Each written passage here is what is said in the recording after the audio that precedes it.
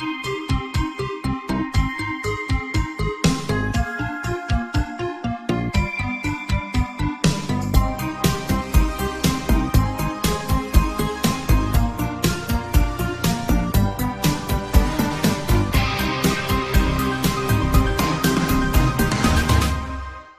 not going to convince you Edgar Allan Poe was a time traveler, but he was.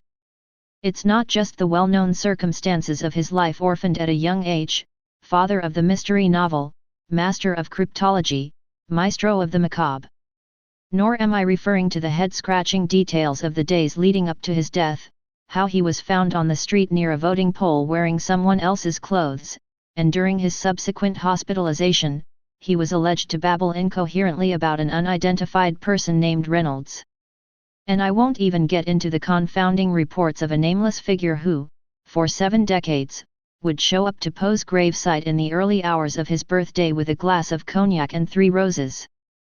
Tragic and curious, yes, but hardly evidence that the acclaimed horror writer could transcend the limits of space and time. However, Dr. Edward Mantel claims that most fiction writers are in fact time travels. At some point many thought there was a chance they could change the outcome of the present with fiction. Let's look at a few of Poe's works. The narrative of Arthur Gordon Pym of Nantucket. Published in 1838, Poe's only completed novel details a mutiny on a whaling ship lost at sea. Out of supplies, the men revert to cannibalism, drawing straws to elect a sacrifice. A boy named Richard Parker draws the shortest straw and is subsequently eaten. Now here's where it gets weird. In 1884, 46 years after the novel's publication, 4 men would be set adrift following the sinking of their yacht. Shipwrecked and without food, they too would go the survival cannibalism route, electing to kill and eat a 17-year-old cabin boy.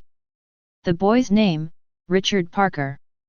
The extraordinary parallel went unnoticed for nearly a century, until a widely circulated letter from a descendant of the real Parker outlined the similarities between the novel's scene and the actual event. The letter was selected for publication in the Sunday Times after journalist Arthur Kessler put out a call for tales of striking coincidence. Striking indeed. In another story called The Businessman. In 1848, a railroad worker named Phineas Gage suffered a traumatic brain injury after taking an iron spike through the skull. Somehow he survived, though his personality would change drastically. These behavioral changes were closely studied, allowing the medical community to develop the first understanding of the role played by the frontal lobe on social cognition. Except for Poe, who'd inexplicably understood the profound personality changes caused by frontal lobe syndrome nearly a decade earlier. In 1840, he penned a characteristically gruesome story called The Businessman about an unnamed narrator who suffers a traumatic head injury as a young boy, leading to a life of obsessive regularity and violent, sociopathic outbursts. Poe's grasp of frontal lobe syndrome is so precise that neurologist Eric Altshuler wrote, "There's a dozen symptoms and he knows every single one. There's everything in that story, we've hardly learned anything more." Altshuler, who, to reiterate, is a medically licensed neurologist and not at all a crackpot, went on to say, "It's so exact that it's just weird, it's like he had a time machine." Well, that was to the point. And our last eureka. Still unconvinced? What if I told you that Poe predicted the origins of the universe 80 years before modern science would begin to formulate the Big Bang Theory? Surely, an amateur stargazer with no formal training in cosmology could not accurately describe the machinery of the universe, rejecting widely held inaccuracies while solving a theoretical paradox that had bewildered astronomers since Kepler. Except that's exactly what happened.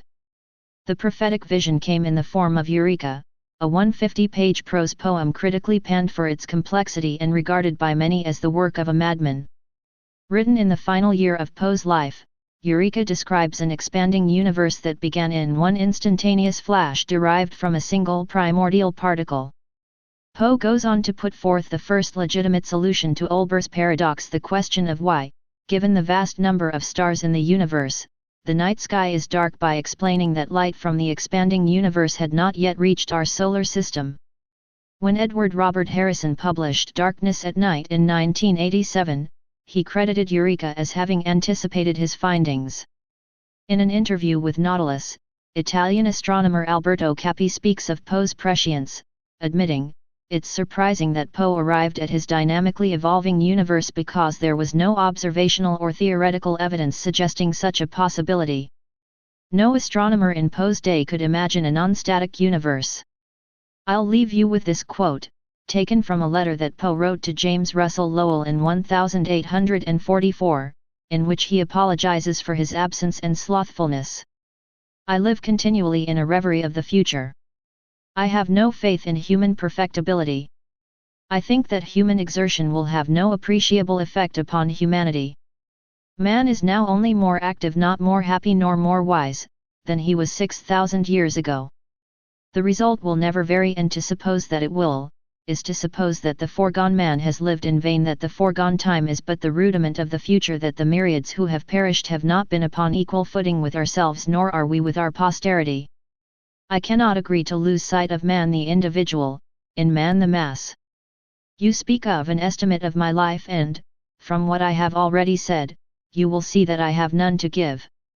I have been too deeply conscious of the mutability and evanescence of temporal things, to give any continuous effort to anything to be consistent in anything. My life has been whim, impulse, passion, a longing for solitude, a scorn of all things present, in an earnest desire for the future. Stay paranoid, my friends.